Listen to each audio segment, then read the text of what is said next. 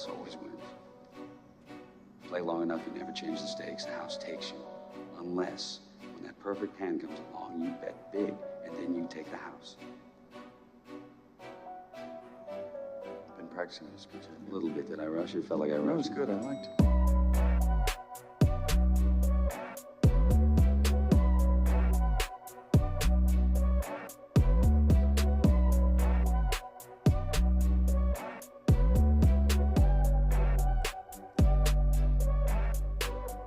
What's up, everybody? Welcome back to the Big Easy Bets podcast. I'm your host, Logan, and with me in the studio, Nick Von Brick. Yo. We got Bam in the control booth. What up? Episode 247. Bowl season continues, and we are on to NFL Week 17. Hit that like and subscribe button if you don't mind. We got a couple things to dive into, and then we will get into the recaps and give you our best bets going forward.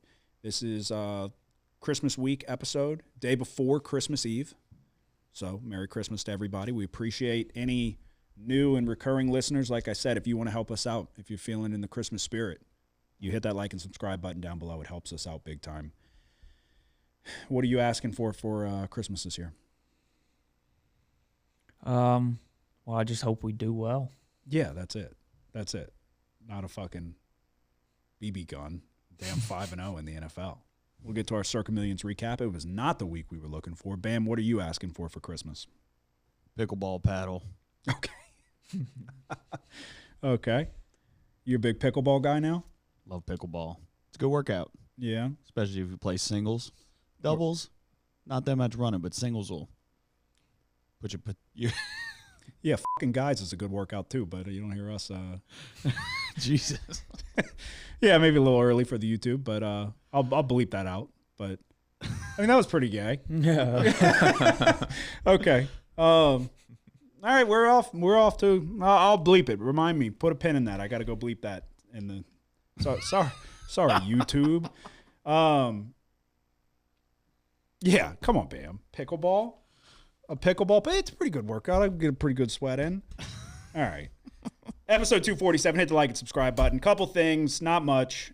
Circa Millions recap did not go the way we wanted. We were, at minimum, we were trying to hold serve. And we didn't. We went 1-3-1, about as unlucky of a week as you could have. We were on the Commanders. Marcus Mariota's got the lead, got the ball, gets his hand stepped on late in the third quarter. I firmly believe that the Commanders were going to cover that game. And then we had the Ravens. Lamar Jackson took a knee to the back and couldn't come back in the game. So they ended up going on to get an 11-point lead, I think it was, without Lamar Jackson, and then they blew that. I would like to think that if Lamar Jackson played that game, that the Ravens probably cover that number, and that's the way the game goes. You got to get lucky along the way. We did get lucky with the Bears. I will tell you that. Hand up. We got lucky.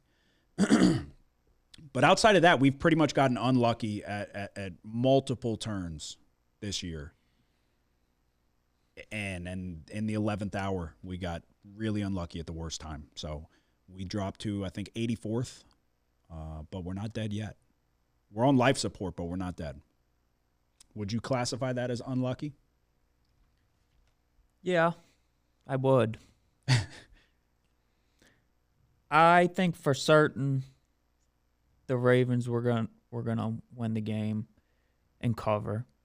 And I was feeling pretty good about the Commanders as well, but it's like when Johnson came in, and then it's just not the best backup quarterbacks to come in. Well, unfortunately, Joe it's Johnson the third and, string. yeah, and then Snoop Huntley. It's like Yeah. No, I mean, you got to get lucky.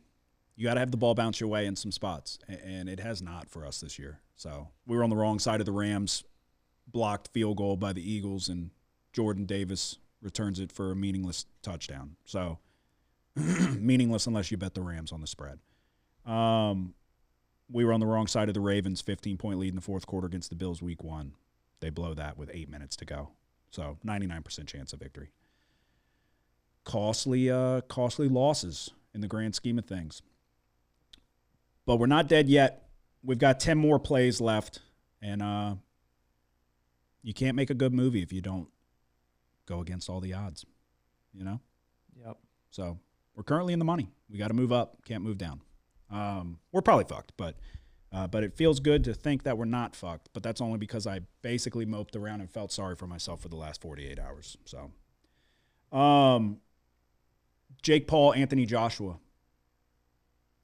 What were your thoughts? Did Jake Paul earn your respect? No. Not even a little bit? No. Really? I respect him a little bit more. I mean, look, I don't hate the guy. I think he's done a good job of making money, but yeah, as far as the fight is concerned, I don't. Yeah, I went back and forth where, like, it was kind of a disgrace for a little while there. Like, how many times he fell to the ground. It got like, okay, what are we doing? What are we doing here? But then I thought about it, and it's like, my whole thing is pick a side. Do you think you have a chance to win? Because if you do, you don't box like that. Like, you don't approach the fight like that. So you can't be up there and like, I know I'm gonna win. It's like, no, you're trying not to get your jaw broken in 2 places and have to have teeth removed, and that's what happened.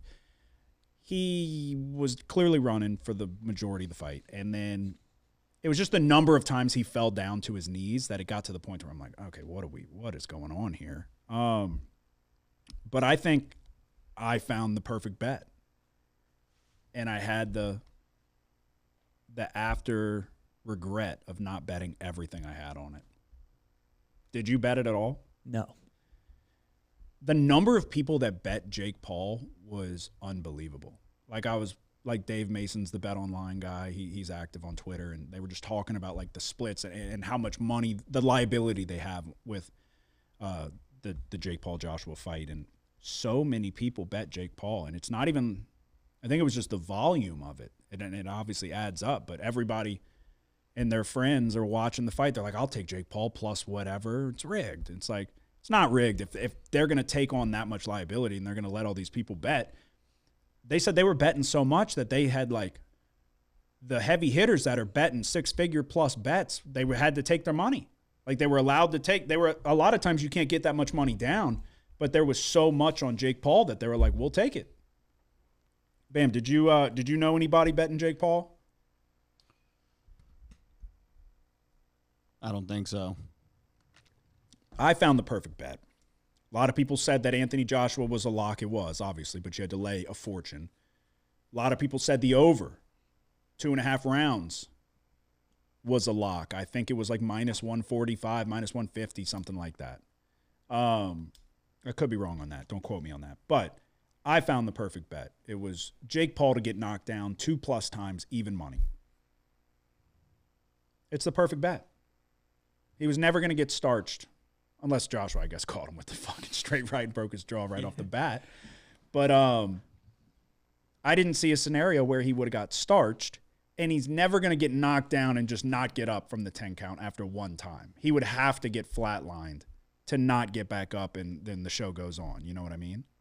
I felt like that was a lock. Yeah. I wish I would have bet all of the money I had on it. Like, I had a good bet on it, didn't have nearly enough. But that punch was serious. He did break his jaw in 2 places, and they had to remove teeth and shit. That's pretty bad. Yeah. Yeah, it looked bad. And it was funny. I mean, I got to give him credit, I guess. I thought it was like he lands on the ground, he goes like, wow. Like, I think that was a genuine, like, oh shit.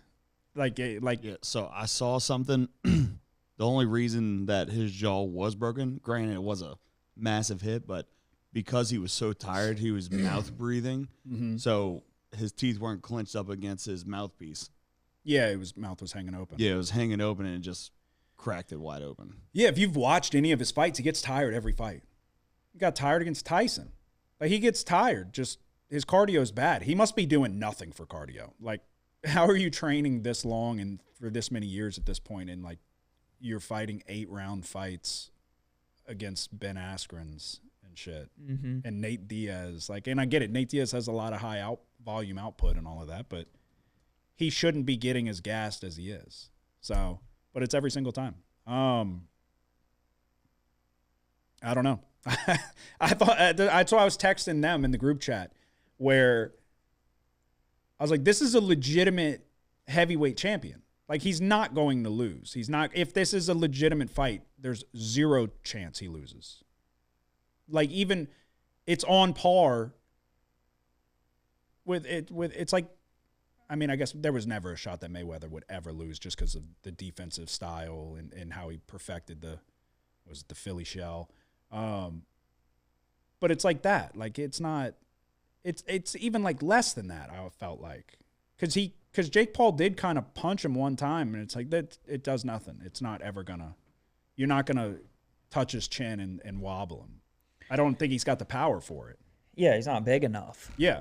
But it's like you see Andy Ruiz hit him, and all of a sudden he stuns Joshua, or you see, who was it, Dubois. It's like he's been hurt.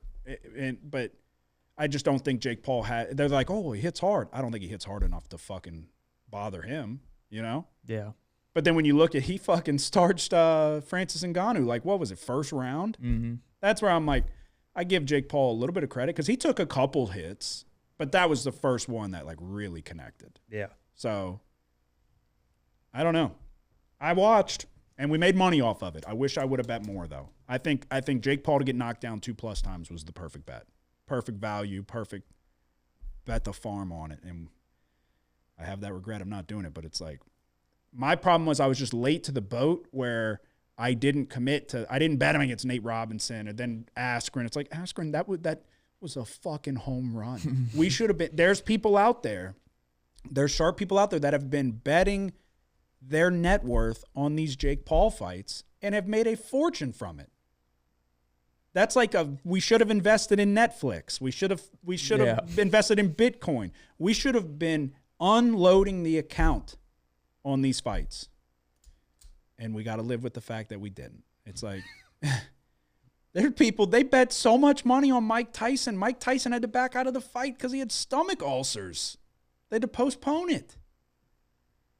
They've been fleecing people out of money in these fights. But then the sharp individuals have made a fortune off of them. So we need to start pouncing on this. I don't know if he'll fight again. He's going to fight somebody that's like on his skill level next. And then we're not going to be able to fucking, I don't know. But I watched, I was entertained, and I was happy that we made money from it. If you did bet Jake Paul, 1-800-GAMBLER, I guess, whatever it is, whatever the number is, you need to look it up, Google it, call it. And that's really all I got. Is there anything else going on? Christmas week. Bam does you do your yearly slumber party. What are you talking about? Too much? That doesn't happen. What do you mean? I don't even know what you're talking about. I thought y'all go sleep over for Christmas. No. Okay. That's crazy. What? What do you mean? Bro, everybody's got their family traditions. No, we come back over here. Oh, okay. Okay. I didn't know.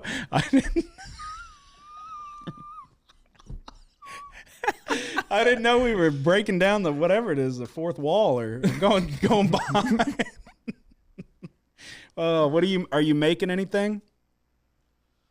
Like food wise? Yeah, what do you think? Get tater tot casserole. Okay.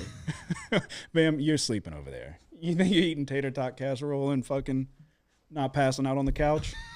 Come on. Come on. Where are you getting these tater tots from? Homemade? Probably Walmart. Okay. What's Reed making? Boudin? Boudin casserole? Probably. Yeah. Probably something with boudin. Kid loves boudin. What are you doing for the holidays? Watching football. Yeah. Stranger Things comes out Christmas Day. I'm on season 2. He started on season 2. That's crazy. Never watch it again. Picked up second season, said, I don't get what's going on. Yeah, this isn't making any I'll tell you sense. what, I wasn't a firm believer in Stranger Things. I always told you that. I put my phone down. I watched season 1. It's one of the best TV shows ever. It's I mean, you don't get to just plant your flag in that after one season. Watch the whole fucking show, pal. But yeah, it is. It is. He had to put his phone down, get off TikTok to watch one damn season of the show. No, it's a great show. I'm looking forward to Christmas Day. I really am. It's a great show, dude. If the people that want to die on the Stranger Things stinks, Hill, you're wrong. You should start from the beginning like a normal person and not pick up from fucking episode 4, season 2 and go, what the hell is going on? All right, we're firmly in bowl season, and we got a lot more to get to. We're going Wednesday to Tuesday. I don't know how many it is, but probably another 15-ish bowl games. My God, did we get off to a good start. And my God, did it come crashing down. I think I started 5-0, maybe 4-0. Very quick recap. If you're really betting these games, you need help. I say that. I'm betting every single one. But if you're betting every single one off of what I tell you to bet, you need to call somebody. Jacksonville State plus 3.5. With that being said, we've gotten amazing closing line value. That hasn't always mattered, but Jacksonville State plus 3.5. They closed as the favorites. I think -3, complete line flip. Old Dominion plus 3 in the under 52.5. Double winner there. Delaware plus 3. Minicucci, baby. It was always Delaware. Missouri State plus 1.5. Not good. Western Michigan -3.5. This was the easiest, if I remember correctly. Yeah, it was 41-6, Kennesaw State. I think, were you? Yeah, you were on Kennesaw. You probably weren't watching this. I think this was midday during a work day. Did you watch this game? No. Myrtle Beach Bowl. Actually, yeah, I think it was 10 a.m. It was 34-0 at halftime. They absolutely beat the brakes off of them. It was never a doubt. NC State, Memphis. We were on Memphis. They fucking killed them. Utah State -1.5. You want to talk about the complete opposite of Western Michigan. Utah State. Fucking Bryson Barnes sucks so bad. This was one of the more frustrating games I've watched in a long time, and you got to be sick in the head to watch this full game. I did. And we bet on Utah State. They never had a shot. Bryson Barnes was 9 for 21, 116 yards and an interception. 9 for 21. I almost messaged him. I'm big on not messaging. Only one time have I broken and messaged a quarterback. And it was Brock something for Florida State. Brock Glenn, maybe? Brock Glenn, I think it was. I almost messaged Bryson Barnes. It was that bad. I felt like you owed me my time back. And then we got into the college football playoff, the meaningful games. We were on Alabama, -1.5. It was your lock. They jump out to a quick 17-0 deficit. Came storming all the way back. You could have got them plus 17 or a live money line of a significant value. They came all the way back, got the job done. We were also on Ole Miss, -17. You took 17.5. I'm looking and seeing. Doesn't matter. They won 41-10. Completely outmatched Tulane. It wasn't close, and it went pretty much exactly as I expected. They're way too one-dimensional of a Tulane offense. Retzlaff's just not that good. Easy winner. A&M -3.5 to start the day on, I think it was Saturday. They lost 10-3, and the worry was obviously Marcel Reed, and he stinks. That was bad. The accuracy was fucking horrific. But Beck didn't play well either. No. And I didn't think he would. I was like, okay, home field advantage. And Marcel Reed was kind of using his mobility and making plays in the beginning. And then that just went out the window. He threw the ball 39 fucking times. He led the team in carries with 15 rushes. I think Le'Veon Moss got hurt again. He was banged up coming into the game, so that was the worry. He did play, but if I remember correctly, he ended up getting hurt. They were dealing with injuries across the board.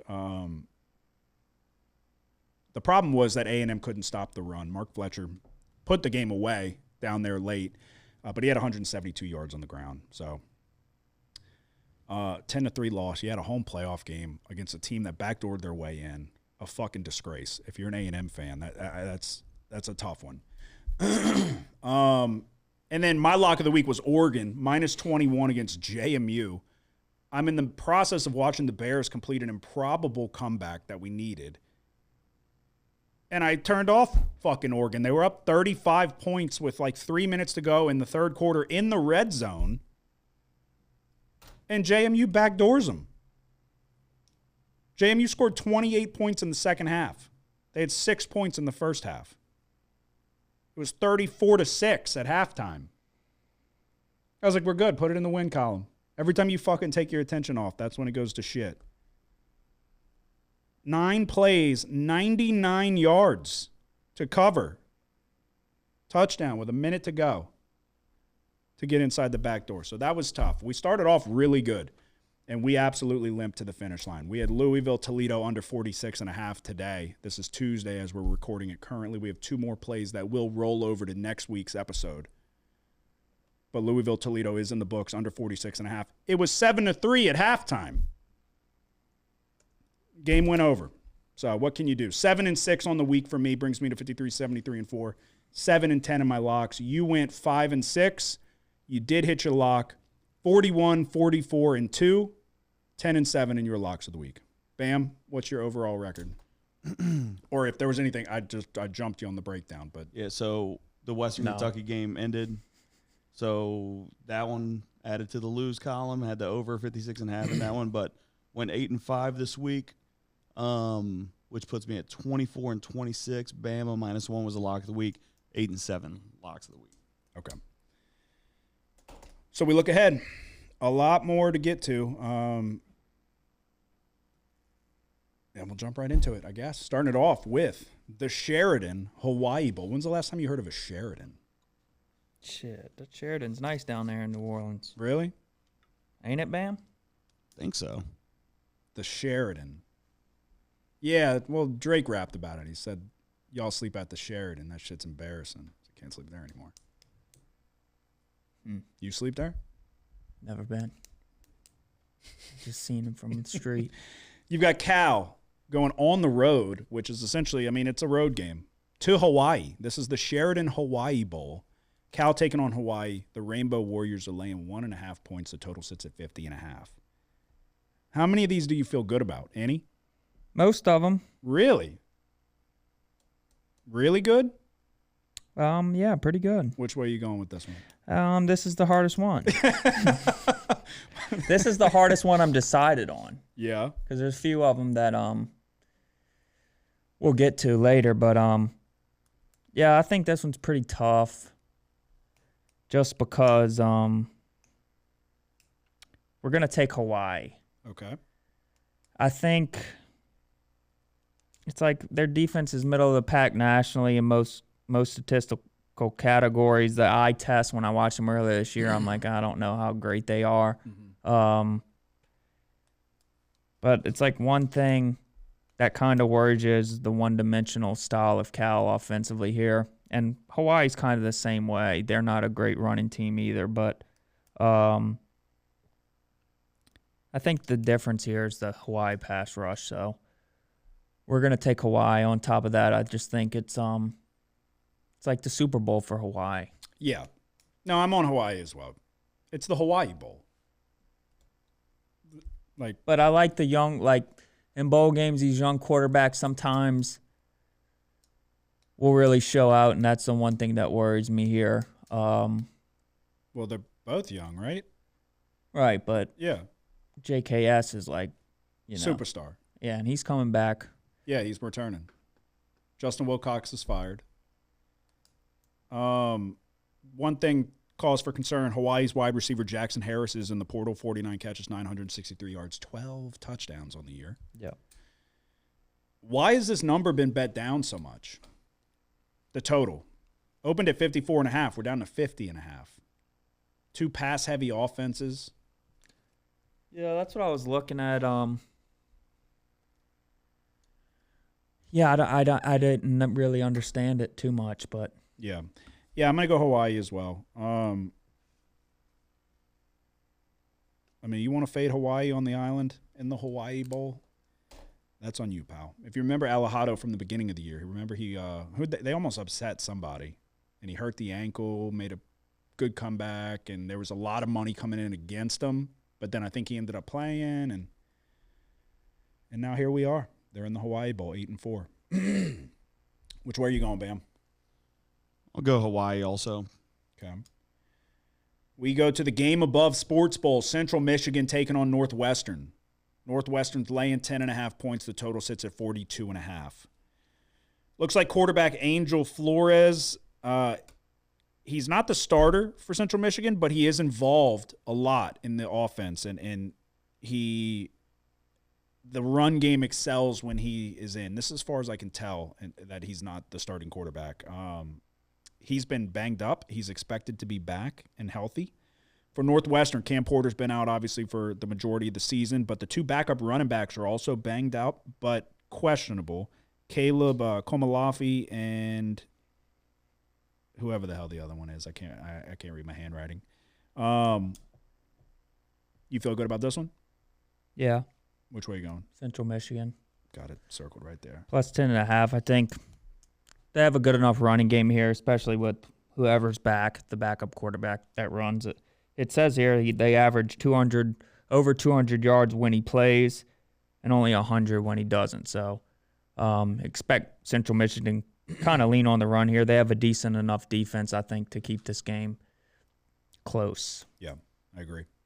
Bam, which way are you going? Add it to the list. Okay. Are you just tailing everything? You want me to start this next one? No, yeah, you want to go first? Sure. I'm just saying, I don't know. No. Okay. We're going to they really went deep in the bag for the name of this one, the Rate Bowl. New Mexico taking on Minnesota. Minnesota's 2.5-point favorites. The total sits at 42.5. Bam. Lead us off. I'm going New Mexico, plus 2.5. Holy shit. Why is that? Just because. Is it because Darius Taylor is possibly going to opt out for the NFL? He doesn't even know that Darius Taylor plays for Minnesota, and that's good for his bet. Also, the wide receiver for Minnesota, leading receiver Brockington, he's already declared for the NFL draft. Also, Ijaboy, the backup running back, he's in the portal. PJ Fleck, for what it's worth, head coach of Minnesota, Bam. 6-0 in bowl games. Which way are you going? We're going to go under 43.5. Okay. I think you kind of get worried about the opt-outs for Minnesota, but at the same time, it's like not so sure New Mexico's good enough offensively to take advantage here. So we're just going to stay off the side and go under here. Okay. Yeah. I'm going to do the same. I do like Drake Lindsey for what it's worth, but this offense is much better when Darius Taylor is in. I don't know. He may play, but I would imagine he's going to go to the NFL. So why are you going to come play in the fucking Rate Bowl? Yeah, I'm going to go under 43.5 also. Next up, you've got the Serve Pro First Responder Bowl. FIU taking on UTSA.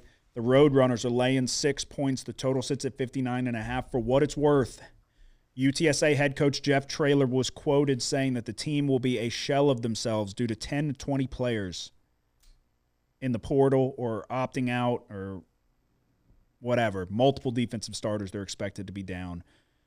Both FIU quarterbacks have been banged up to end the season. Who's going to go? No fucking clue. All I know is that the Roadrunners are laying 6. Which way are you going in this one? Shit. Why are they laying? Well, money's come in on FIU. It opened at 8.5. A lot of opt-outs and a lot of who knows who's in, who's out type of thing.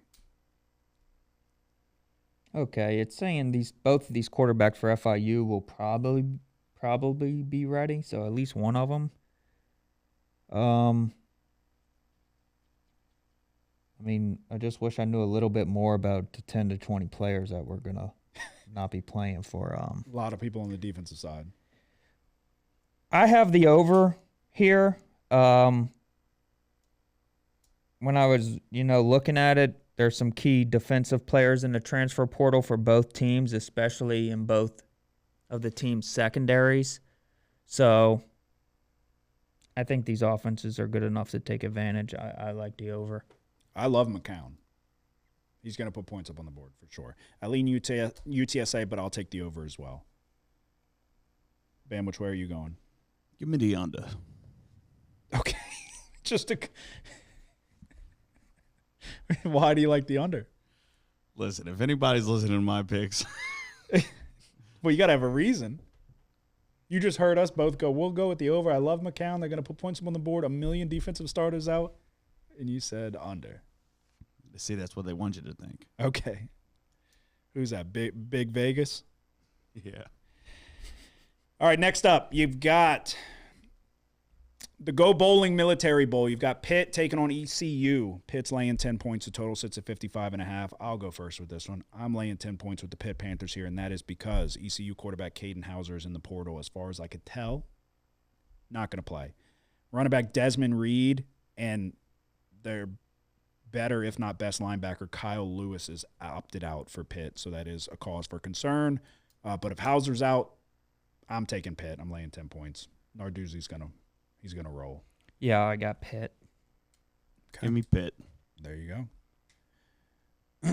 Next up is the Bad Boy Mowers Pinstripe Bowl. Penn State taking on Clemson. You feel good about this one? No. It's my lock. Oh, Christ. All right, let's skip it. No, you think you should go. Let's just see. I don't even know who's playing for these fucking teams anymore. Who does? All right, we'll skip it. That one's my lock. Which one's your lock? Shit. My lock is the New Mexico Bowl. Okay. Okay. Then we'll skip that, and I'll just take whatever you take. We go to the Wasabi Fenway Bowl. UConn taking on Army. Army's 9.5-point favorites. Total sits at 43.5. Let's be honest. If you're listening to this right now, you should be clicking the NFL timestamp, okay? If you're listening to this and you're not listening to the NFL picks, you got to do some soul searching because we're having an incredible NFL season. We're betting these bowl games because it's tradition. And I'm going to bet them. I'll show you the slip if you need it. But this is a fucking joke. This is a joke. UConn taking on Army. Army's laying 9.5. Total sits at 43.5. Don't quote me on his last name, but Joe Fagnano is out. Ton of others in the portal. Army looks like they're at full strength. Fresh off the Navy win. Wait, no, they lost. Sorry. But a good effort. They covered. Which way are you going? This one's hard. Yeah, they're all hard. UConn's kind of decimated by the portal. I guess, it's maybe somewhat uncertain. Sometimes these players decide to play anyway, but. You think it's pronounced Fagnano? Nah, it's Fagnano. Okay.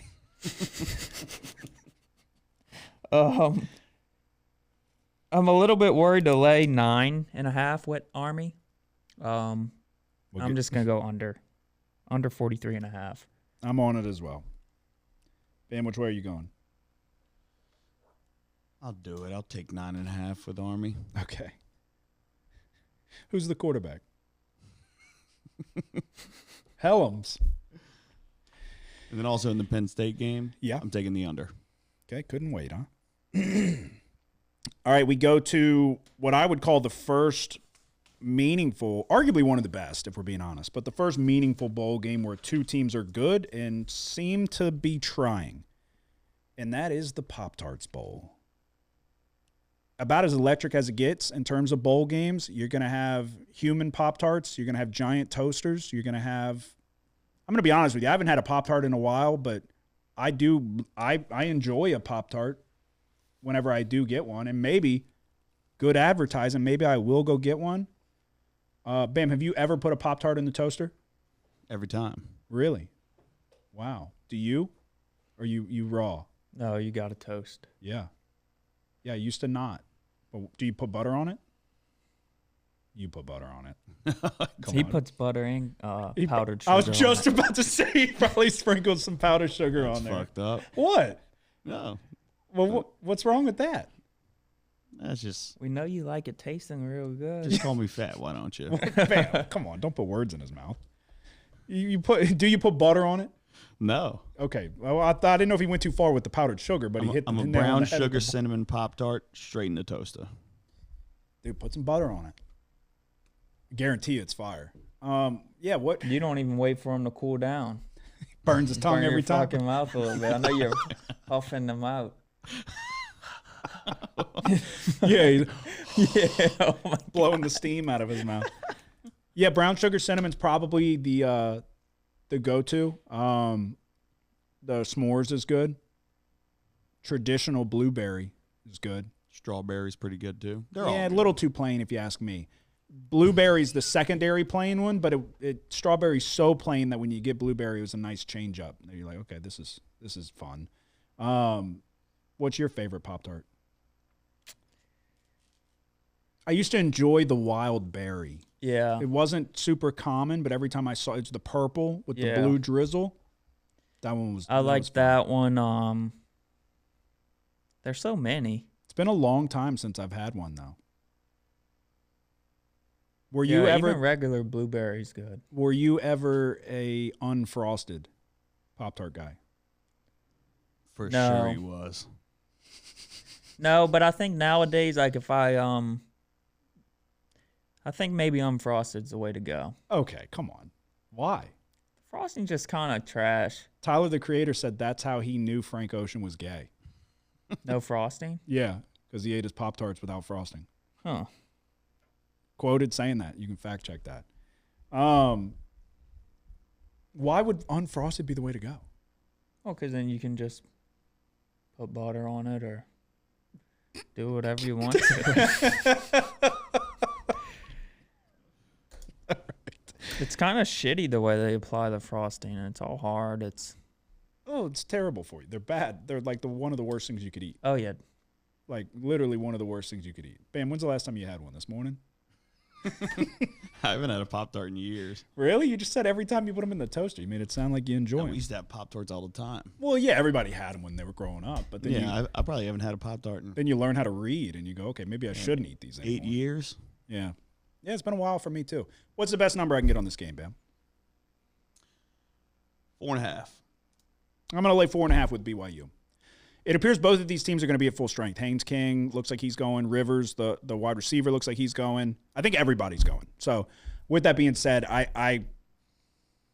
you get BYU off the Texas Tech loss. I think you see BYU with Kalani Sitake under contract, which did Key? I think he signed a contract too. Brent Key staying with Georgia Tech. Regardless, I think Georgia Tech is going to be outmatched here. So I'm taking BYU minus 4.5. You going Tech? Yeah.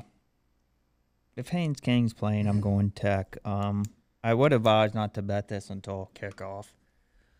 Just because I think if anything, money's going to come in on BYU, but probably hold off and wait for a better number. Yeah. Yeah, I'm going to lay it with the Cougars. Which way are you going, Bam? Under 56.5.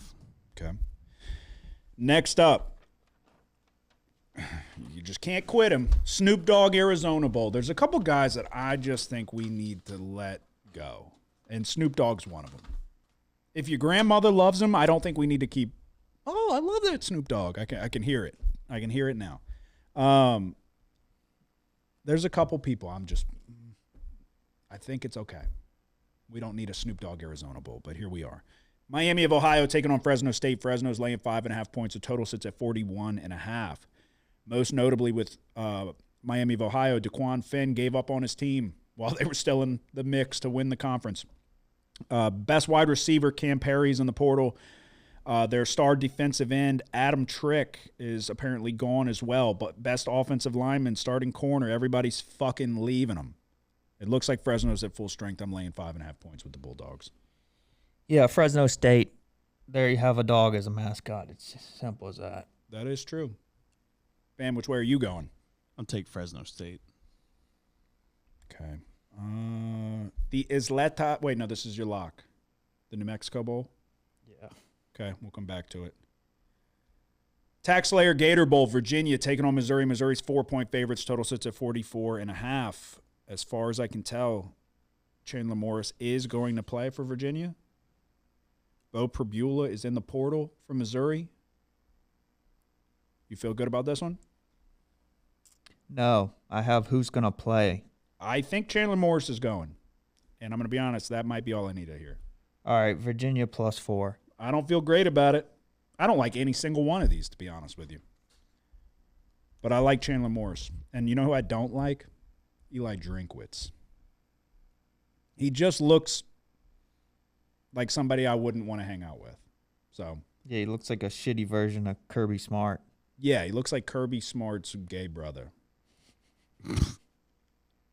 We're throwing around. We gotta. That's okay now. Okay. Yeah, that's over the line. That's over. He does though. He does. But Nothing derogatory about it. It's just a fact of observation. no, we hit our gay quota though. I think I have. I'm the only one who's saying anything about it. But Yeah, I mean, that's like 4 now. Bam brought up pickleball though and sweating with men. So, Bam, which way are you going for this one? Give me the over 44.5. Okay. The Kinders Texas Bowl. LSU taking on Houston. Number 21 ranked Houston. Cougars are laying 2.5 points. Total sits at 41.5. You got to have this one. You got to be feeling pretty good about this one. I don't know. Ahmad Bro and Carius Kern have entered the portal most recently. Sounds like it's going to be Michael Van Buren at quarterback. Doesn't seem like Garrett Nussmeier is going to play, which it's like it would have been nice. Give him one more. Let him go out and throw for fucking 350. A good send-off. Connor Wegman is back for Houston. He's returning next year, apparently. The one I couldn't get a concrete answer on is their best player on offense, the tight end. I think it's Tanner Koziel. He's the best player they got. They don't have much on offense. I would imagine he's going to go, but I have no clue. So, which way are you going? We're going to take LSU. I think, you're going to expect a lot of opt-outs for LSU here, especially on the defensive side where our best players are. Yeah, no Delane. Delane's surely not going to play. I think Aaron Anderson opted out on the offensive side. He's not going to play. Whit Weeks is still hurt. Halsey, you would expect him not to play. Who else? Patrick Payton, Jack Pyburn, Harold Perkins. Anybody worth a goddamn shit. But especially in the secondary, though, I think there's still some decent players on the team. So yeah, I think that even though you're missing your best guys, there's still some decent guys. Who's going to score?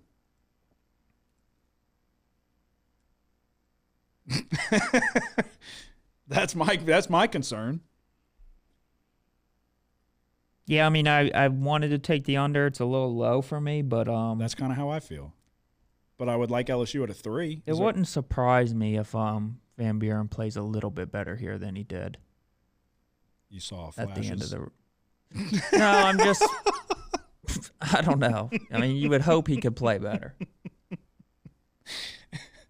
It's not Oklahoma.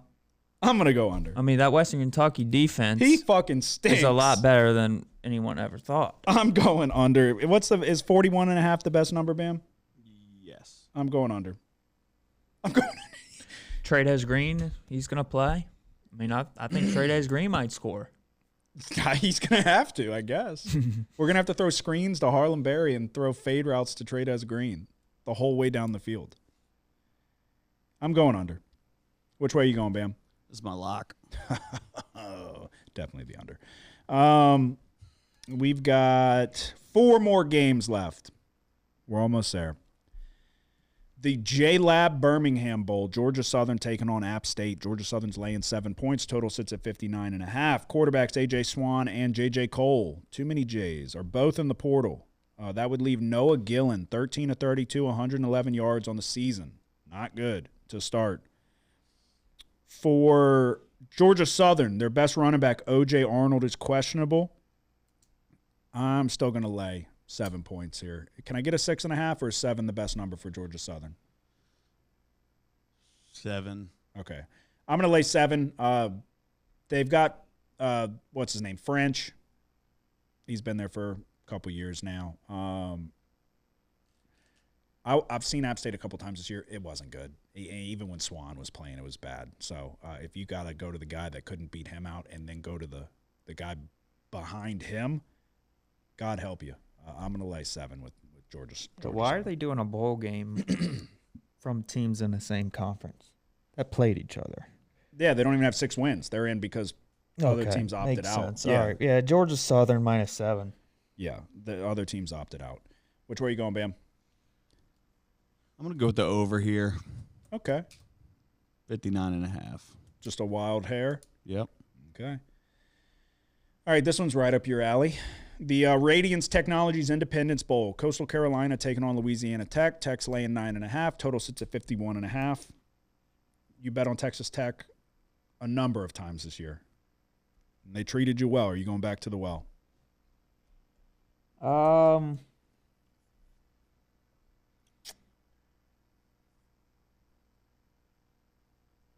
You know what? I'm just gonna go under.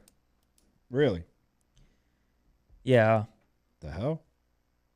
I mean, look. Offensively, Tech isn't that great. Yeah. And then the quarterback got hurt late in the year. He's not gonna play. But I don't know. The original starter wasn't doing that great. So I don't want to back them laying this many. Okay. Under 51.5? Yeah. All right, I'll do the same. Add me to it. All righty. Almost there. Oh, hold on, we can power through. The Liberty Mutual Music City Bowl. Tennessee taking on Illinois. Tennessee's 2.5-point favorites. Total sits at 61.5. Notable opt-outs for Tennessee are Chris Brazzell, the wide receiver, going to the NFL. Arian Carter, the linebacker, also going to the NFL. For Illinois, one of the better linebackers in the NCAA football game, Gabe Yakas, is out. One of the best players on defense. It looks like Luke Altmaier will play, so that's noteworthy. The game is in Tennessee, for what it's worth. Music City. Which way are you going? Illinois. Why? I don't like that. What's his name? Brazzell. This guy, incredible player. Bailed out Entire offense against Georgia. Bailed out Aguilar bunch. Yeah. This year. So I think without him, maybe Tennessee kind of struggles a little bit. Altmaier. Feel like he finished his career right here. Okay. Is 2.5 the best number, Bam, or is it 3s? 2.5. All right. Which way are you going?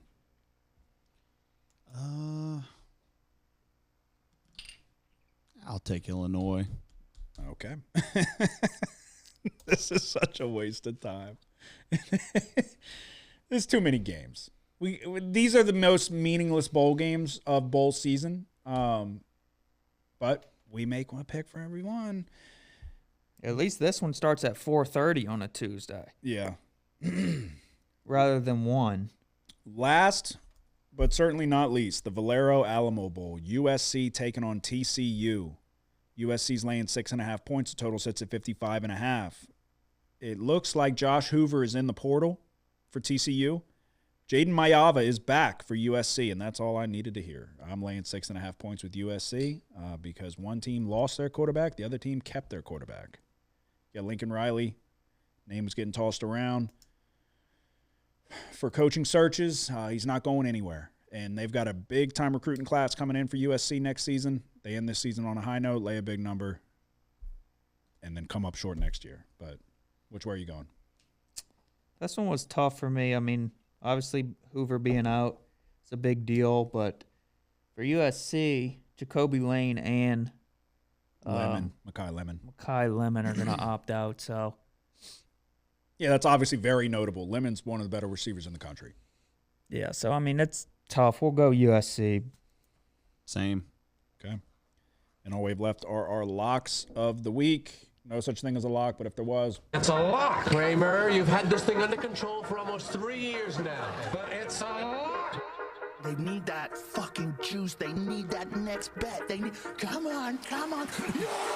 When they win, they go fucking crazy.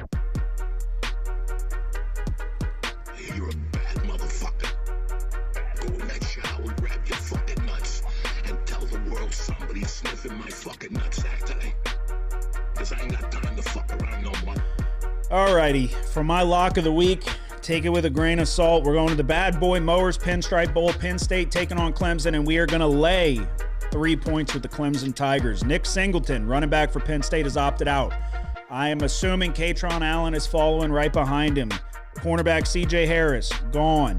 All the coaches are leaving. Jim Knowles is trying to work a buyout so he can go to Tennessee or wherever he wants to go. Clemson, everybody on the defensive side of the ball is out. But guess what? The defense was overrated and kind of sucked this year. You got T.J. Parker, Peter Woods, Avion Terrell, Khalil Barnes, all going to the NFL. But Cade Klubnik's coming back, and that's all we need. Dabo Swinney, Cade Klubnik, we ride again. Clemson -3 as my lock of the week.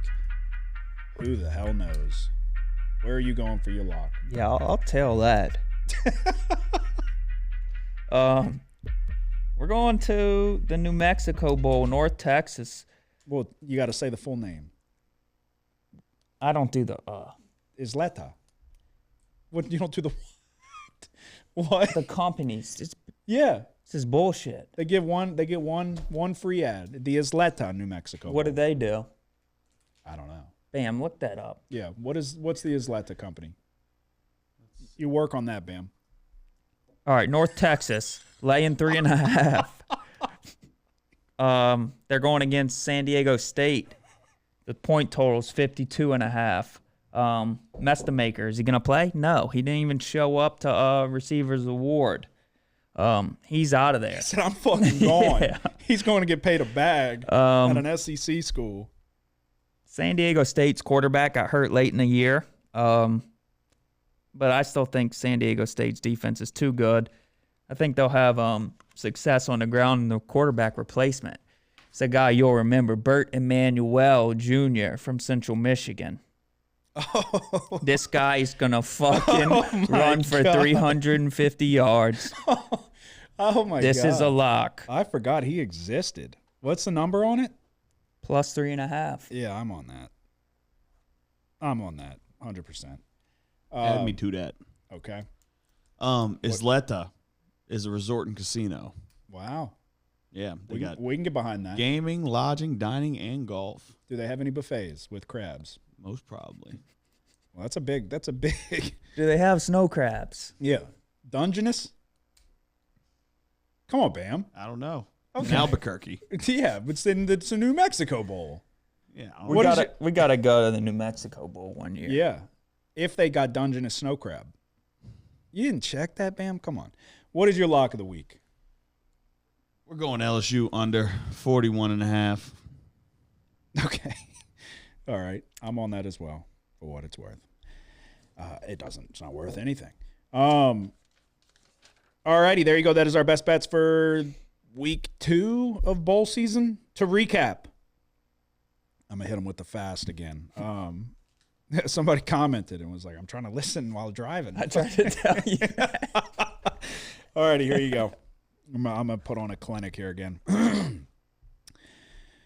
In the Hawaii Bowl, we're going Hawaii -1.5. In the Game Above Sports Bowl, we're going Central Michigan +10.5. In the Rate Bowl, we're going under 43.5. In the Serve Pro First Responder Bowl, we're going over 59.5. In the Go Bowling Military Bowl, we're going Pitt -10. In the Bad Boy Mowers Pinstripe Bowl, my lock of the week, Clemson -3.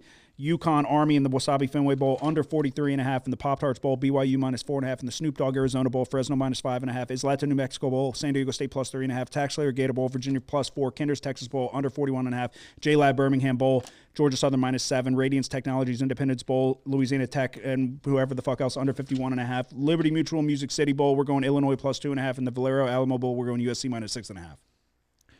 We're going Hawaii -1.5, Central Michigan +10.5, New Mexico, Minnesota under 43.5, FIU, UTSA over 59.5, Pitt -10, Clemson -3, Yukon Army under 43.5, Georgia Tech +4.5.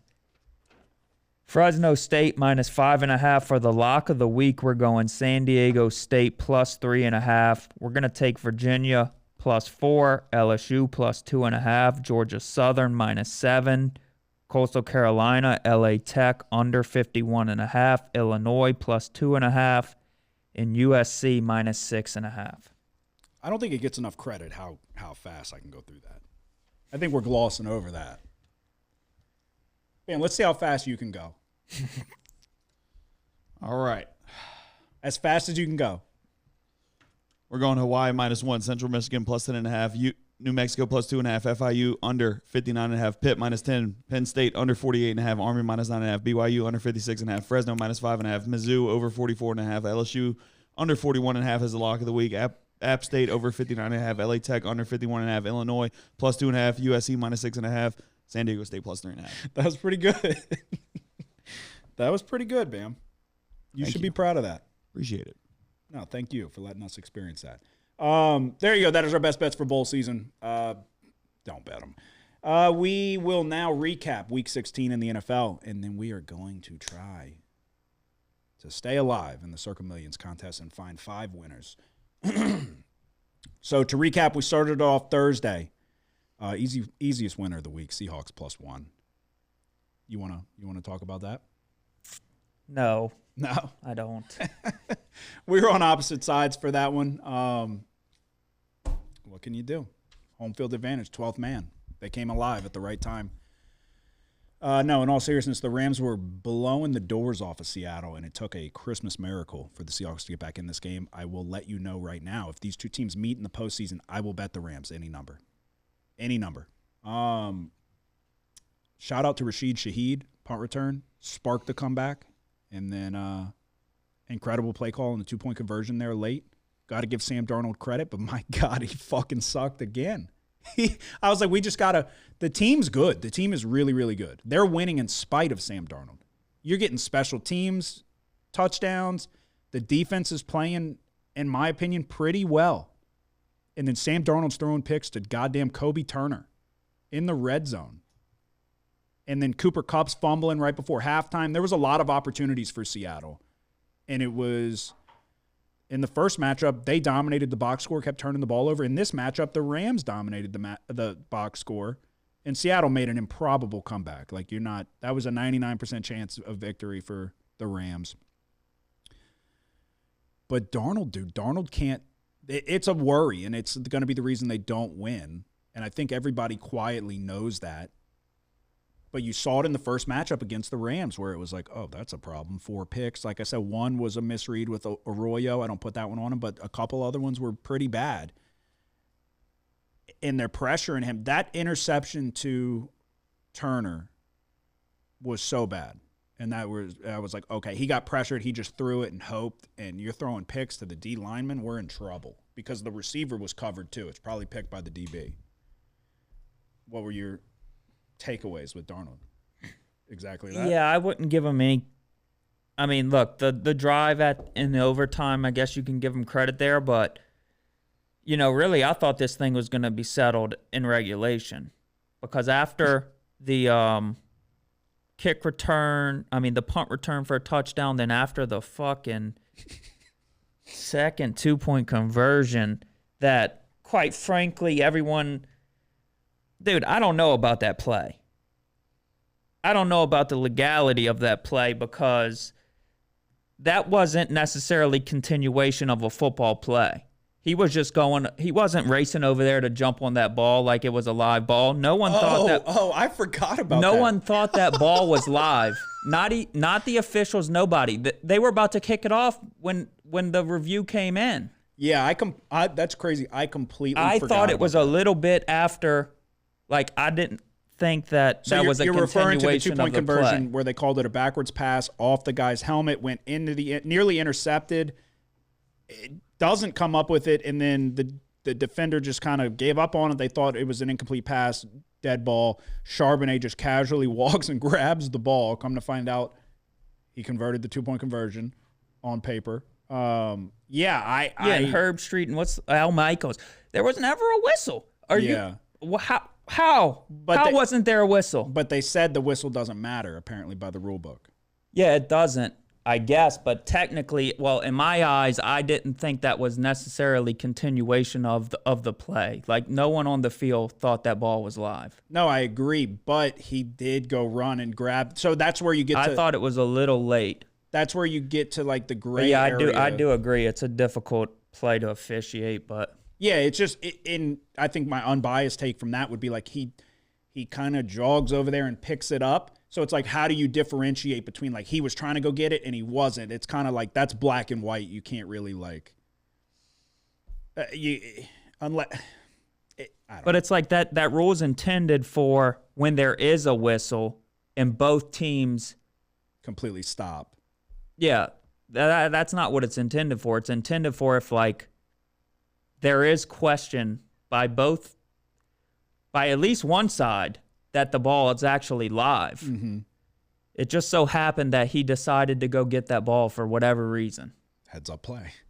No, I mean, you saw him on the sideline after there was like they're high-fiving him. He's like, sure. Yeah, thanks. I'm smart. Yeah, I could tell by the sentiment in the booth, like the way they were talking about it. I was talking to Lindsay. I was like, they're going to give them this. That's crazy. I thought like no shot.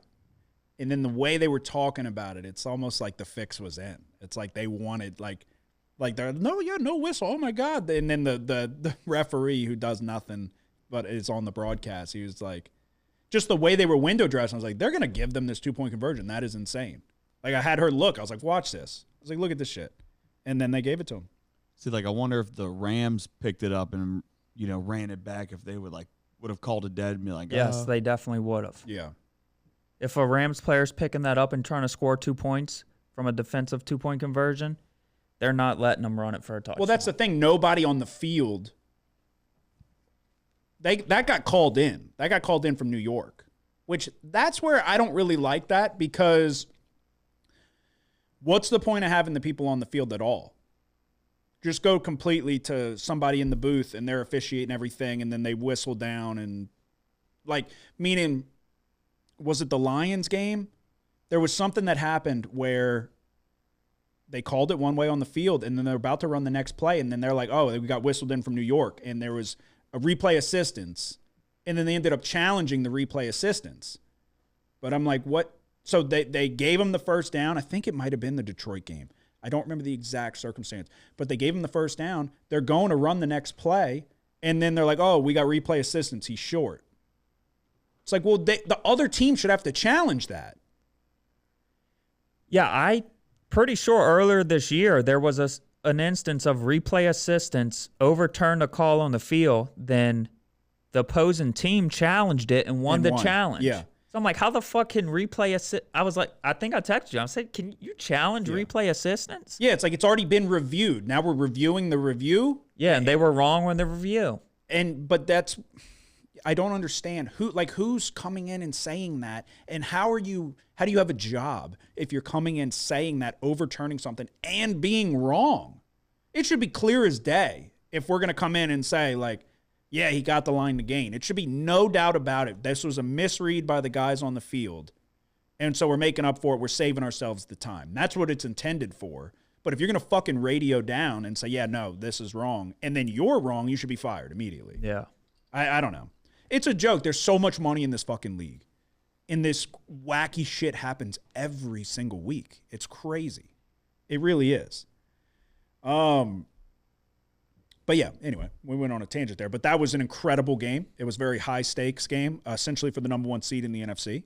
And it was fun for me, I guess. But Bears plus 1.5. Right up the same category of almost a carbon copy of the exact game. Bears make an improbable comeback. They get the onside kick. Caleb Williams, my God. Talk about just absolutely being terrible for 3/4 of a game and then coming alive when it's time to go win. That fadeaway touchdown to Jade Walker, I think that was his second catch in the NFL. That celebration was the cleanest celebration I've ever seen. He hit that like that. It's like dude, that was crazy. They're like, we got to check and see if his feet are down. He's fucking skywalking. I don't even know what you call it. But he was hitting that shit like he knew. He knew. That was awesome. That was sick. And then Caleb Williams, I mean, look, Jordan Love got hurt in this game. There should have been no sweat. They couldn't stop Malik Willis. They made him look like goddamn Michael Vick. But Willis hurt his shoulder, and then they're in overtime. So he got slammed on his shoulder, and you could tell it was bothering him. So I felt pretty good about our chances at that point. And he ends up fumbling the snap. They get the ball back, but then you knew they were going to get the walk-off. Whenever they took the deep shot, DJ Moore is just a fucking good player, man. And that was an incredible throw. That was an incredible game. I don't really know what to make of the Bears because they suck for 3/4 of every single game, and then they make a comeback, and they get a win. I know I like Ben Johnson. I would take him as a head coach in a heartbeat. But just an incredible game. One of the better games I've seen all year in terms of excitement, and we were on the right side of it. Third play out of 4 that I had, Bengals -2.5. We were ahead of the curve. There was rumblings that they were going to bench Tua, the Dolphins, that is. We got ahead of the line movement because they did bench Tua the next morning. This went out to like 5.5, maybe. There was some buyback. Money came in on Miami before kick. I think it closed around like maybe 3.5, 4. Bengals beat the fucking brakes off of them. And we didn't make this a contest play. We talked about it. The line movement scares you away. It shouldn't have. We watched Quinn Ewers his whole college career. Quinn Ewers was the reason Texas didn't win anything significant. Struggled every time they played Oklahoma in the Red River Shootout. And he maybe didn't look terrible, but he didn't look good. And we watched him in the preseason not look good. The Bengals offense woke up exactly like I was expecting. T. Higgins was back, and they dropped, I don't even know what it was. I could pull it up. I got it right here. 45. They scored 45 fucking points. This was one I was kicking myself that we didn't make this a contest play. Joe Burrow, 25 of 32, 4 touchdowns. It's goddamn greatest quarterback of this generation, and we're going to act like he's going to go out sad to end the year. That's what they do. They get eliminated from contention, and then they go on a run, and they beat the brakes off everybody, and we go, wow, imagine if they could make the playoffs. Now, my final play, the Lions -7, and I got to tell you right now, this has been an incredible season. We've made a lot of money this year. This might have been one of my biggest misreads all year. I was so sure that they were going to cover this number or at least win this game. And we had the Lions in some teasers, and we had the Lions every which way. This one fucking hurt. And I don't know, maybe I'm too low on the Steelers. I don't think I am. I don't know. DK Metcalf punched a fucking fan in the face, and it still didn't matter. This one sucked. This really did. I don't know what to make of the Lions because they're talented, but you think it's a Dan Campbell issue? You think it's what is it? Couldn't stop the goddamn run. It's an injury. Defensively they're somewhat decimated, and that was the biggest thing is Warren just kept ripping them. Yeah. And it was like shit. Every time it happened, you realize they weren't going to cover. Yeah. And then you're just hoping for a win if you had them in some teasers like we did. Yeah. This is the second time the Lions have fucking burned me and us from contest plays. We had them against the Giants. Laying a big number against the Giants, they come out and sleepwalk, and I think they might have ended up winning the game, but I don't know. 3-1 on the week, though. It's been a great season. We got to finish strong, and we got to go on a run here on these last 2 weeks in this contest. But we're sitting at 52, 32-1, 10-6 in my locks of the week, a 3-1 week. It was your worst week, an unfortunate, very unfortunate, if we're being honest, series of events. You were on the Rams, like we just talked about. Rams probably had a 99% chance of winning that game. You had them as a pick 'em. And then your lock of the week was the Giants +3. You push. The Giants had every single chance to win this game outright.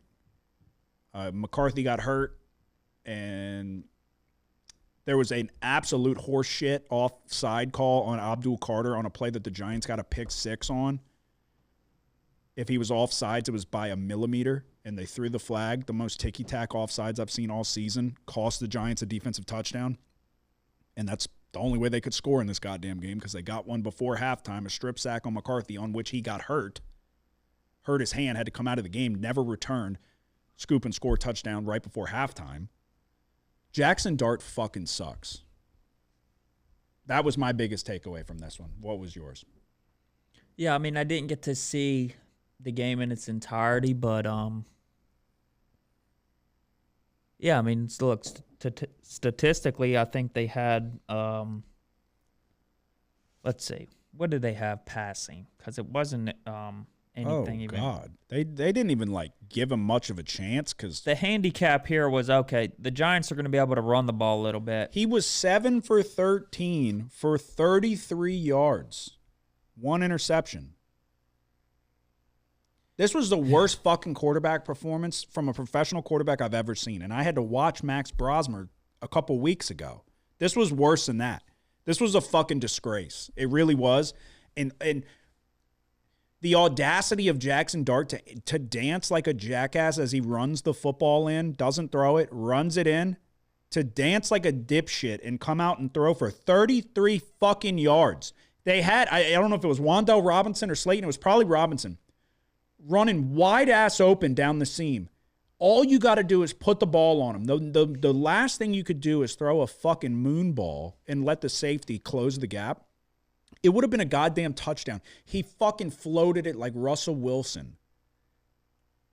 And the safety goes in and makes it should have been a fucking easy touchdown. He was late on everything. You throw a linebacker at the line of scrimmage and drop him back into coverage, and he's going to shit his fucking pants. He's got no idea what's happening. The worst, I was so mad watching this game because they had success running the football. They had 128 fucking yards. Tracy and Singleton both averaged over 4 yards a carry. Jackson Dart fucking sucks. If I'm the Giants, I'm trading him for a fucking 5th-round pick because you're not going to get anything better, and I'm drafting goddamn Mendoza. I was so mad watching this game. Yeah, it was unfortunate that pick 6 got called back because that was not only was it taking 7 points off the board, it was going to be a big momentum shift in that game. Yeah, the defense was getting pressure. And then, oh my fucking God. The number of times they got to 3rd and 10 or longer and threw the ball at the fucking line of scrimmage to Justin Jefferson and he picked it up. There was a 3rd and 14. They threw a fucking bubble screen and he made 5 guys miss and picked it up. I was about to punch myself in my fucking face. And then there's 3rd and 17, and Brosmer throws a damn 18-yard dime. They're just letting them convert the longest 3rd downs over and over and over again. It was a fucking disaster. It really was. And then right out the gates, the Giants get down there 4th and 5, and this jackass with his fucking beanie pulled up over his fucking ear decides to go for it. Kafka, the interim head coach, he's trying to get the head coaching job. You look like a dumbass. He reminds me of Ben McDonald when he used to slick his fucking hair back. He got the head coaching job. He tried to go get a new look. You look like a dipshit. They're not going to keep you around if you look stupid. This guy's wearing his fucking beanie. He's got it over one ear so he can have the headset on his ears. It's like, just don't wear the beanie, pal. Put on a fucking hat or something. It looks ridiculous. And then he's calling those 4th down plays. Yeah. I was fucking mad. I was mad watching this game. Anyway. Yeah, so that's that. Yeah. 0-2-1 on the week brings you to 35-22-2, 11-4-1 in your locks of the week. Still, an incredible year all around. Bam, how did your week go? I had 4 plays, went 3-1, so I had Chicago +1. You already talked about that. Yep. I was on New England +3, Seattle +1, and then the lock of the week was the Jets +4.5. Bad read on my part. Shuck is him. Yeah. Yeah, what a fucking stupid lock. I try to tell you they have Brady Cook at quarterback. Yeah, Mizzou legend. Yeah, he wasn't that fucking good there, and he had great wide receivers. He had Theo Weiss and Luther Burden to throw it to. I could complete a couple passes to them. Yeah. Thought maybe that Luther Burden, Brady Cook connection would show up in this one. Luther Burden's on the goddamn Bears. I mean, fuck. Just shut up. Yeah. You didn't think shit. Luther Burden didn't even play threw for the me Bears off. this week either. Yeah, he's been hurt. Bam. All right. Well, yeah, 3-1 puts me at Still a good week, but Yeah. Jesus, all we're going to remember is that damn Jets bet, and you thinking Luther Burden still plays with Brady Cook. 31-27-1. 7-8 locks of the week. It's a good record. All righty. We look ahead. NFL Week 17. It's Christmas week. We got 3 Christmas Day games. I might call an audible here because we typically do all the holiday games and we always lose. We're having too goddamn good of a year to sacrifice it. So maybe we commit to one. If it's Thursday, we have action. We commit to one Christmas Day game. Fair? Yeah. Which one are you going with for your one? Lions. You are? Yeah, I mean, look, Thanksgiving, it went all underdogs covered. All underdogs won outright. I think it's opposite here. But, yeah, I think the Lions is probably the safest one. You get worried about Dallas laying that many on the road against the Commanders. I still don't totally know what Mariota's status is going to be. I guess he's probably not going to play. If that's the case, then the Commanders are going to have a hard time moving the ball. And then the Broncos, even with a shitbag, no name at quarterback for the Chiefs, just still worry about them laying that big of a number with the Chiefs defense. So yeah, way too many points to feel comfortable there. They could beat them by 40, and I won't be shocked. But I think the best case is for the Lions with Brosmer at quarterback. I just don't know. I don't think we can get better than 7.5. Okay, that's fine. But okay, I was just letting you know. I was looking. I think it's a really tall task if the Lions can move the ball somewhat. I think the key here is that the Lions are finally going to be able to run the ball again. It's something they've been struggling to do the past few weeks. It's the main reason why we took the Giants last week against the Vikings. I think the Lions establish a run and get their offense back in rhythm. I think Brosmer just can't keep up here. Yeah. Yeah, no, I'm in firm agreement. I'm laying. You can get a 7. You positive? I'm looking at it right now. Where at? Bet 365. We're not. We're taking the 7.5. I like your style, Bam. Yeah, I'm just saying. It is absolutely painted 7.5 anywhere else with a pulse. Who the hell has bet 365? I do. Do you actually? Still on my phone. Okay. I think. What do you think? I think the honorable thing is to take the 7.5. Yeah. Okay. It's painted 7.5. Just Bam. letting you know it's there. If you got bet 365 and you actually use it, you need to go get help. Yeah, I'm going to lay 7.5 with the Lions as well. Obviously, no McCarthy's the biggest news here because we saw the drop off to Brosmer a couple weeks back. He had an absolutely brutal performance. The Lions are not that good, and that's just a fact of the matter here. The problem with the Lions is they completely abandoned the run. You've got David Montgomery unhappy with his role in the offense, posting subliminal things on Instagram and whatnot. The Vikings, the weakness is you can run the ball on them. I think we see them get back to a healthy dose of David Montgomery and try to get back to a little more even split between him and Gibbs. Gibbs deserves more touches because he's a fantastic player. But I think Montgomery can have a role in here and have success.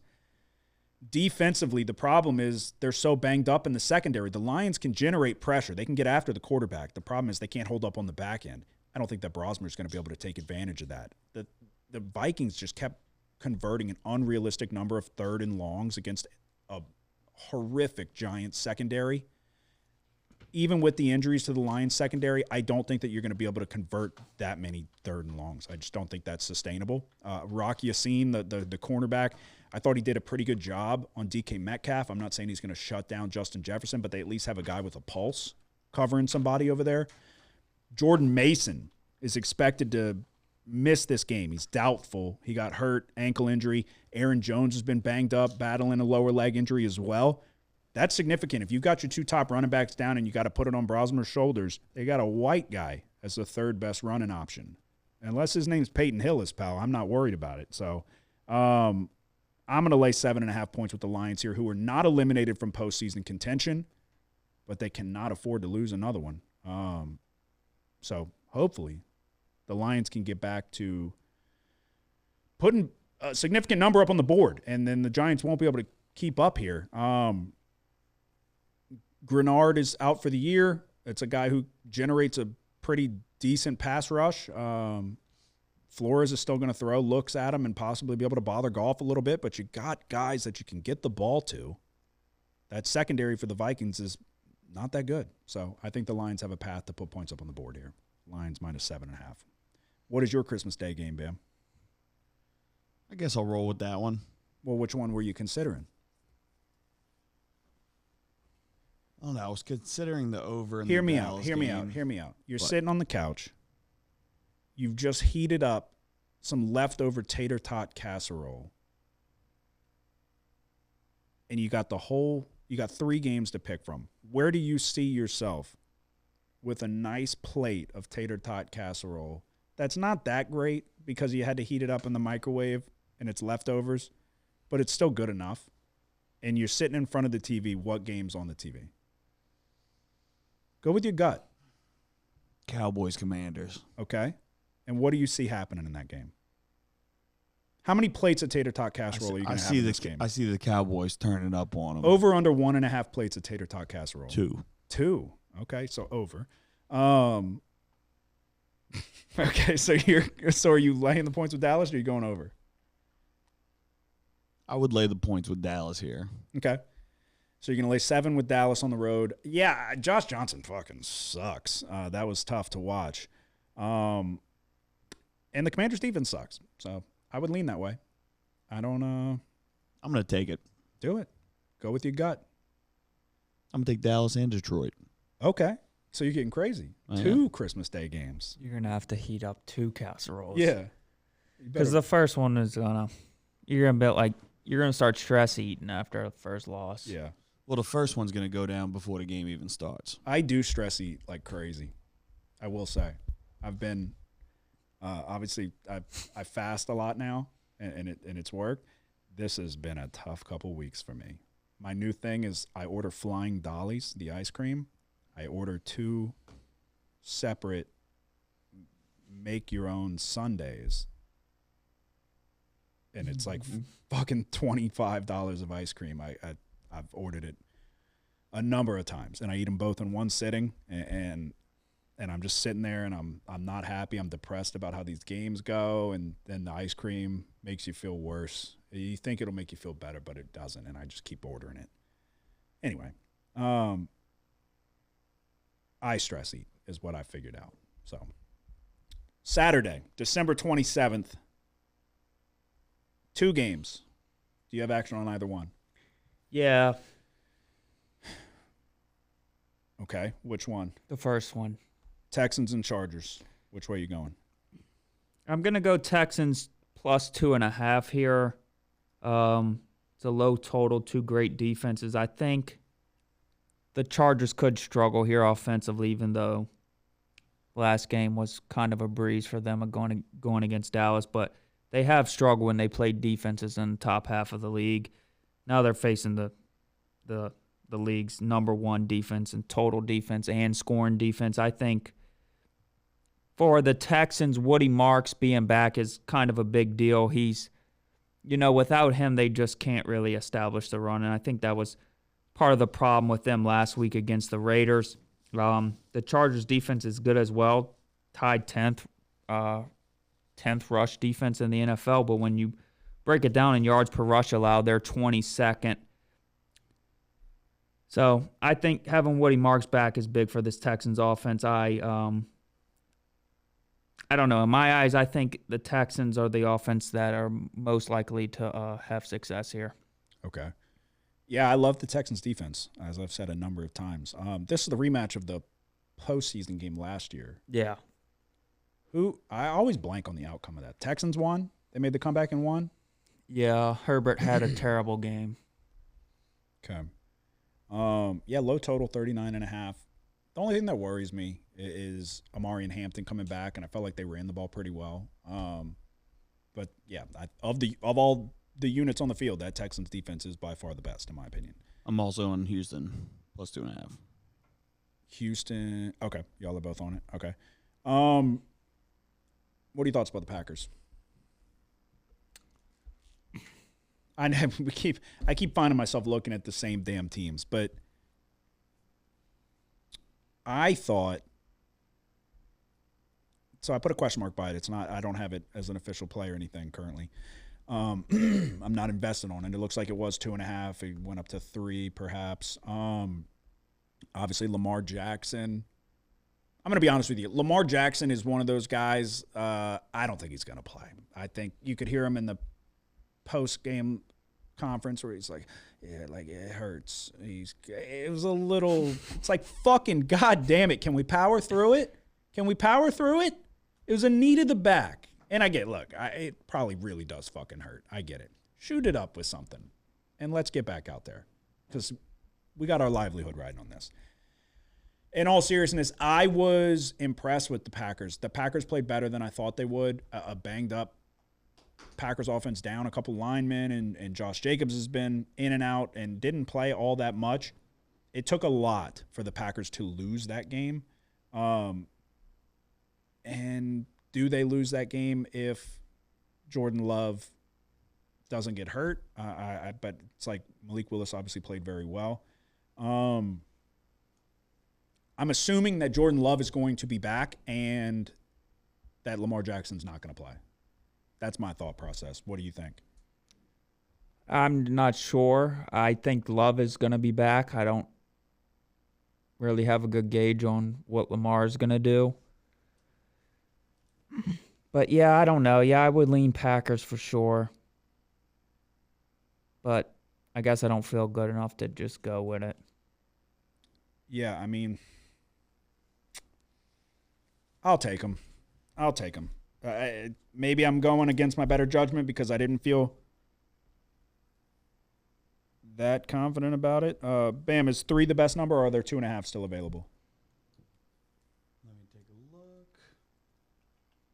What are you doing, Bam? Looking up tater tot casserole recipes? And should I add some bacon to it? You can get 2.5.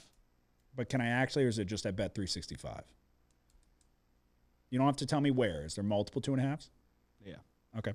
I'll go pack. There's more 2.5s than 3s. Interesting. Okay. Yeah, I'll lay 2.5 points with the Packers. And we're going to, it's early, and that's the double-edged sword of recording this early. I'm going to assume that Lamar doesn't play, but I'm also going to try to get updated and see if any news broke since we started recording. What is your? How many more do you have? 2 or 3. Really? You mad from last week, so you're trying to get your lick back? No. Shit. So right now it says Lamar status is uncertain. Considered day-to-day with a serious back contusion, missing practice, and making his availability against the Packers questionable. Okay. Yeah, I'll take the Packers, and we'll hope my assumption is correct and that Jordan Love plays, and I'm assuming he's got to because Malik Willis's shoulder looked like that was a problem, and then and we hope Lamar doesn't play. So, how many total do you have before your lock, Bam? One more before my lock. One more and then a lock, so don't look over at my paper. Okay, what's your next one? I've got, for what it's worth, I've got one more and then my lock as well. Stop looking at my paper. Got to build up the suspense. Are you asking me what's my next one or him? Yeah, I think you said you got you got 3 left. I was looking at Seahawks Panthers. Wanted Panthers plus 7.5. I think it's all bought up. I don't know. This is tough now. The Panthers are a much better team at home.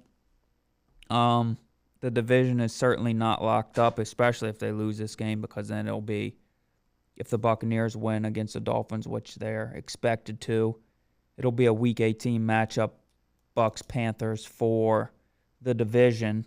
I don't know. We've just seen the Panthers play some good teams close. They upset the Rams.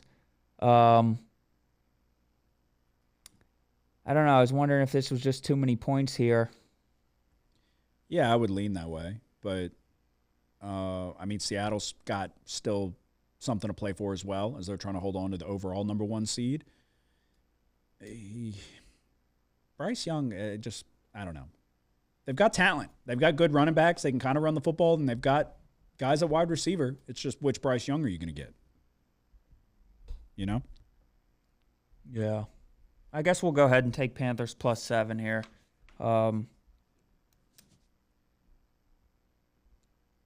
Yeah, basically for what I said. Yeah. What are your thoughts on Cardinals-Bengals? Any? I don't know. I want to lay it with the Bengals.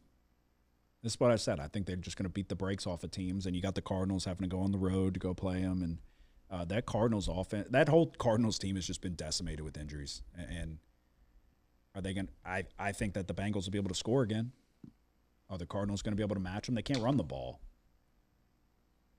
Decimated with injuries.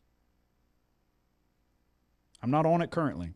I was hoping for a little positive affirmation on that one, but Yeah, I don't have a strong opinion either way, but yeah, I'll hold off.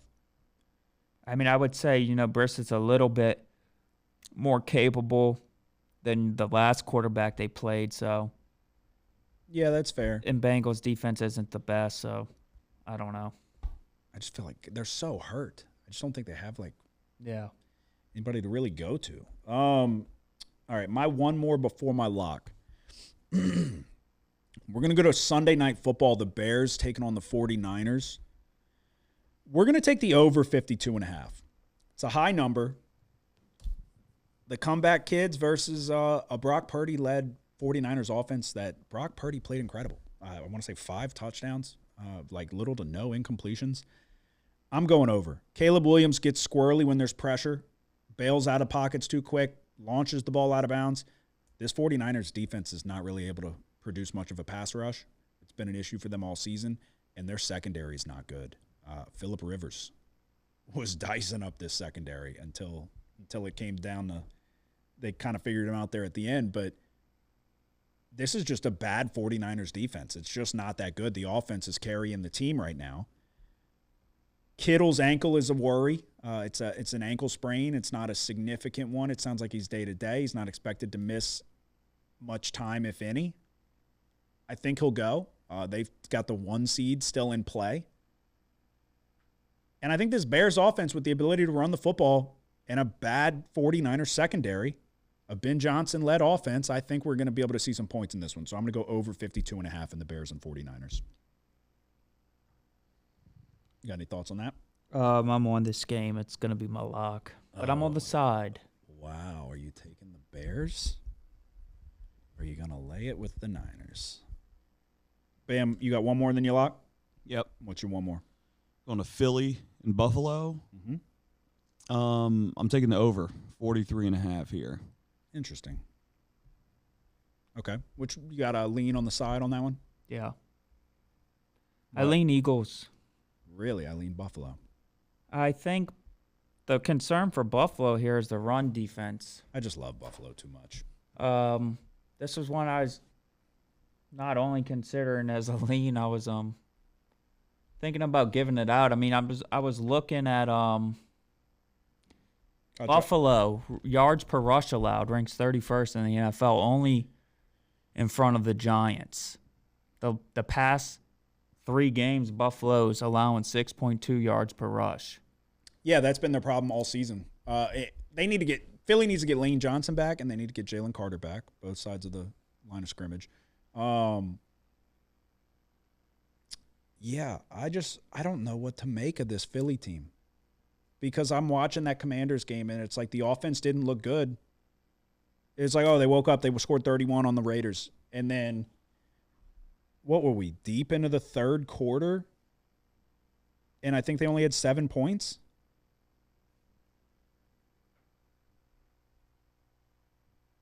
Yeah, they had 7 points up until 3 minutes to go in the third quarter. So that's why I just don't know. It's like, yeah, they should be able to have success running the ball. Maybe we'll stay away. Josh Allen, but there's just too many question marks for me. I lean Bills. Bills are at home. Bills still have a outside shot in the division. But you got Josh Allen, who left the game against the Browns. They went and got x-rays on the foot, came back negative, so he came back in and played.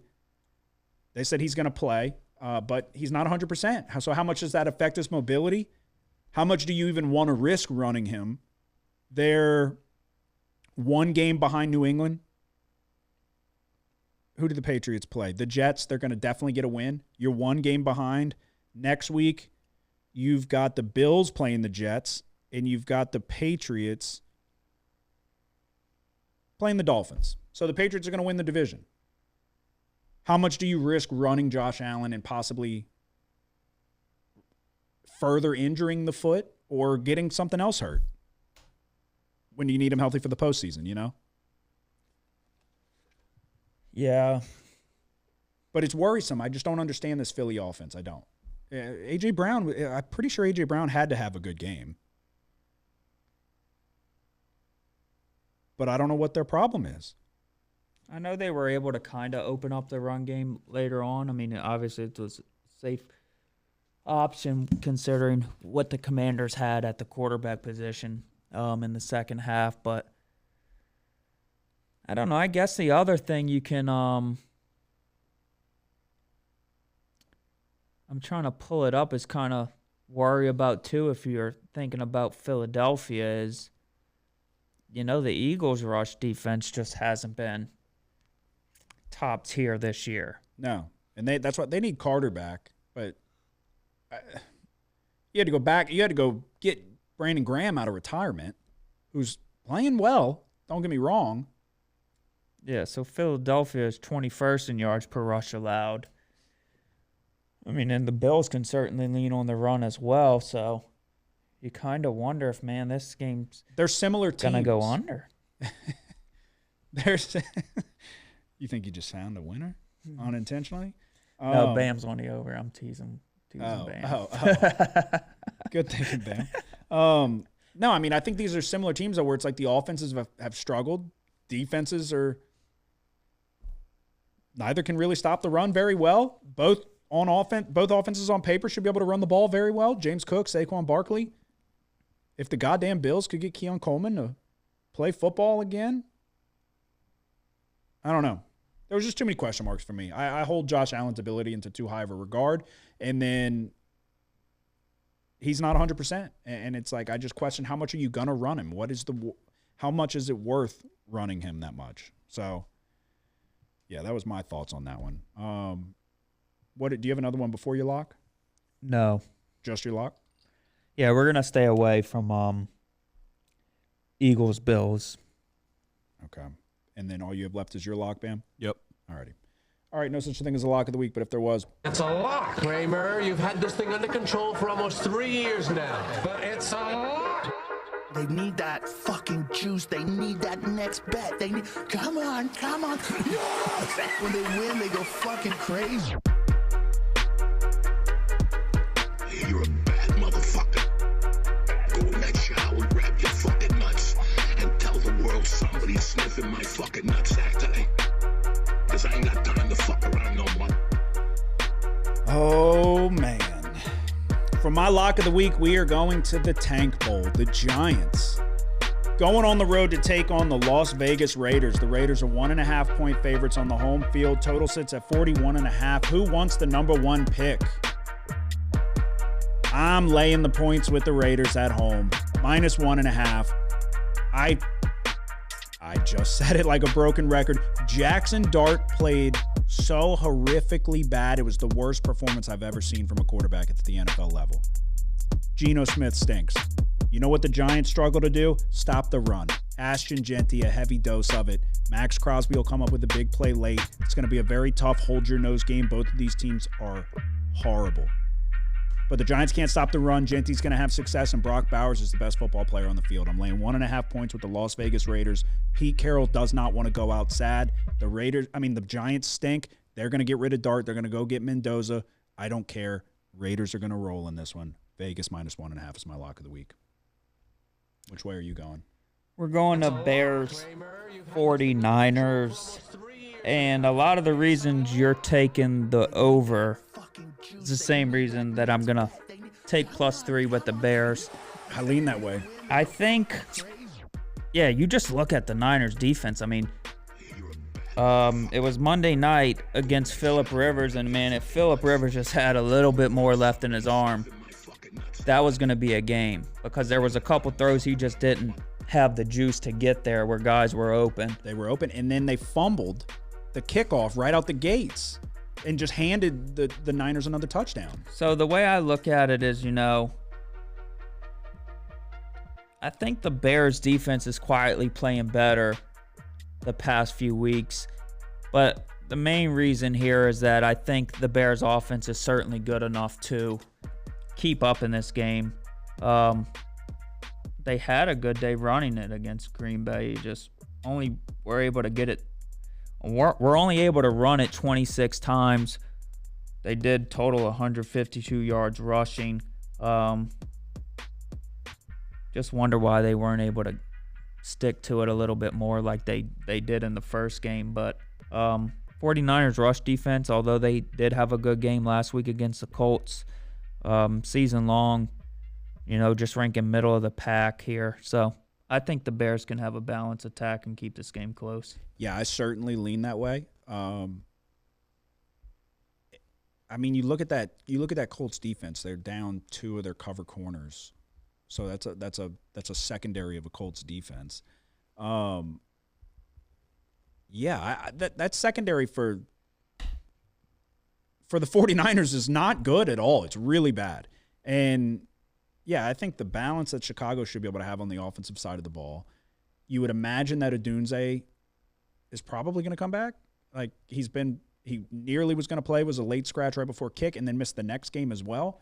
I would assume he's going to be back in this one. And Burden, what's the status on? He was close too. I would imagine they're at least going to get one of them back, you would think. I think another key point is they got Tremaine Edmonds back healthy, who was playing like one of the best linebackers in the league. He had been banged up for a few weeks. He's been back. He came back against Green Bay. Look, you put somebody like him with the ability to kind of contain McCaffrey on his option routes and things like that. It's just another step in favor of the Bears, in my opinion. So I don't think this Bears defense is necessarily spectacular. I don't think that they looked too great against Malik Willis. But I do lean the Bears there as well. And I think a key thing to contribute San Francisco's success stopping the run against the Colts is that Phillip Rivers is the quarterback. Yeah. So, no real threat to beat you over the top. So, yeah, you can load the box. I agree.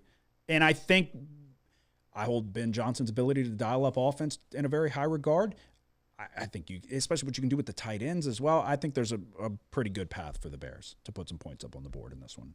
So, yeah, I'm in full agreement there. Bam, what is your lock of the week? Going to the Patriots at Jets. The Patriots look good, and the Jets don't. But Stephon Diggs is really rolling now. Drake May leading the league in passing yards, average depth of receptions.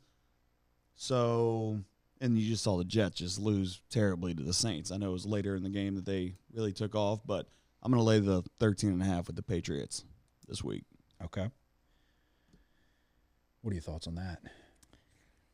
I don't know. I don't hate it just because I think the Jets are a total shambles. Mm-hmm. And, maybe if they had a quarterback with a little bit more experience, it would concern me a little bit, but you just really wonder what they're going to be able to do here to keep up. Yeah, Drake May's really fucking good. That deep ball touchdown, he absolutely put it in the basket against the Ravens last week, which we were on the wrong side of in our contest. But, yeah, Jets stink. That was a good, insightful breakdown, Bam. That's pretty much all it takes. The Jets fucking suck. That is our best bets for NFL Week 17. To recap, Christmas Day, I'm taking the Lions minus 7.5. Sunday Night Football, we're going to go Bears 49ers over 52.5. I'm going to take the Green Bay Packers minus 2.5. And then we are going to go for the lock of the week, the Raiders minus 1.5. We're going Lions minus 7.5, Texans plus 2.5, Panthers plus 7, and Bears plus 3 for the lock of the week.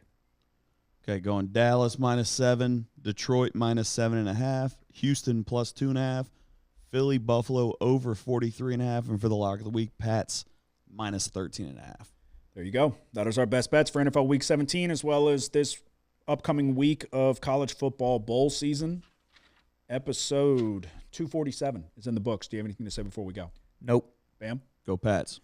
Hit the like and subscribe button. That was a big mistake because that didn't work for you with the Jets. Hit the like and subscribe button if you don't mind. Ladies and gentlemen, we are at a crossroads, or a fork in the road, if you will. We didn't have the week we needed in the Circa Millions last week. We went from 41st to 84th. The beauty of it is we are going to find out one way or the other. We're either going to lose it all, stay where we're at, or we're going to get back up to where we belong, and we're going to come out of here with some money in our pocket. But there's only one way to find out, and I really hope it goes well and goes our way because we deserve it. Y'all have a good one. Who dat? The house always wins. Play long enough, you never change the stakes. The house takes you. Unless, when that perfect hand comes along, you bet big, and then you take the house. I've been practicing this good. A little bit. Did I rush you? Felt like I That rushed was you. good. I liked it.